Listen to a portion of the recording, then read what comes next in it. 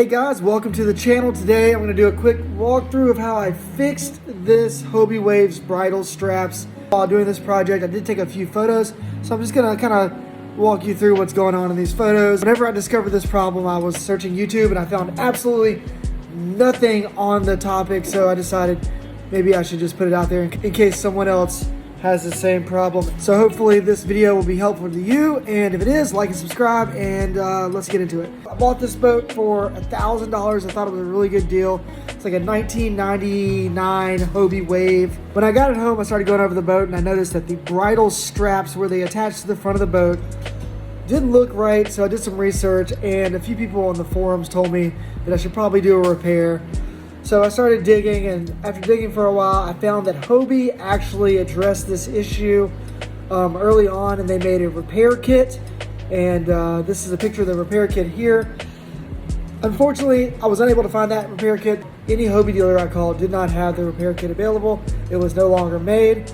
So I started trying to find pieces to make it myself. I came up with a pretty good kit. I'll link the items in the description below, but it's basically just a boom block hanger and a few stainless steel bolts and nuts. The original screws, and they broke off as I was removing them, so I had to drill them out.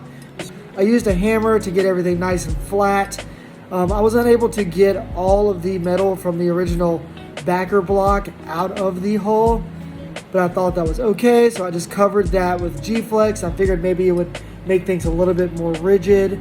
Alright guys, so the first photos were of this. I did this with the G-Flex epoxy resin. I'll link it in the description, but I just kind of let it set up kind of over the space, fill the holes. That way I can sand it down and I'll have a good shape. That's kind of my idea anyways. And just kind of, it's already hardened. It's been 24 hours. I put painter's tape down. That way when I'm sanding, I don't just sand to the hole unnecessarily. And then once I get this down, because it's raised about, I don't know, like 1/8 of an inch. So once I get this down flat, then I'll pull the tape off and get it nice and smooth. G-Flex is a 2-part epoxy that's made to work on plastic. You cannot use fiberglass epoxies to do this job. It will not bond to the hull because it's made out of plastic.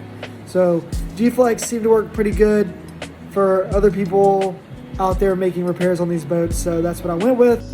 All right, now that I'm getting pretty close, I've taken the tape off. I'm just gonna sand all the corners smooth and try to get you kind of have to just eyeball a good shape. Try to match the shape of the hole. Kind of a finesse. Take a little bit off, check it out, run your finger down it. If it's not smooth, come in, give it a little bit more. I'm using this, I guess it's called Bear Premium White Matte. It says it adheres to plastic and more. And it seems to be matching the boat perfectly. Cannot tell the difference in color, which is great. This is a good option. And it says it's indoor outdoor, so I'm sure it'll wear out over time, but it's drying up real fast, so I'm assuming it's pretty sturdy. And it came out pretty good. It looks like nothing had ever happened in this area.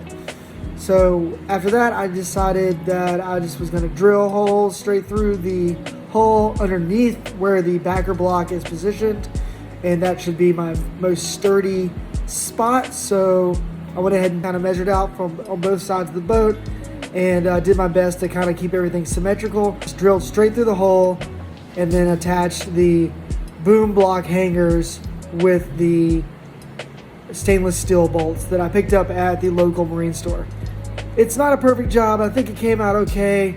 I've been sailing with it several times since then, and they seem to be holding up really well. I would say this is probably stronger than the original manufactured bridle straps. And if you look into anything from Hobie about this problem, you'll see that this was a big problem in the earlier Hobie Waves, but not a huge problem in the newer ones. So if you do have an older Hobie Wave and you're experiencing this, this is a great solution.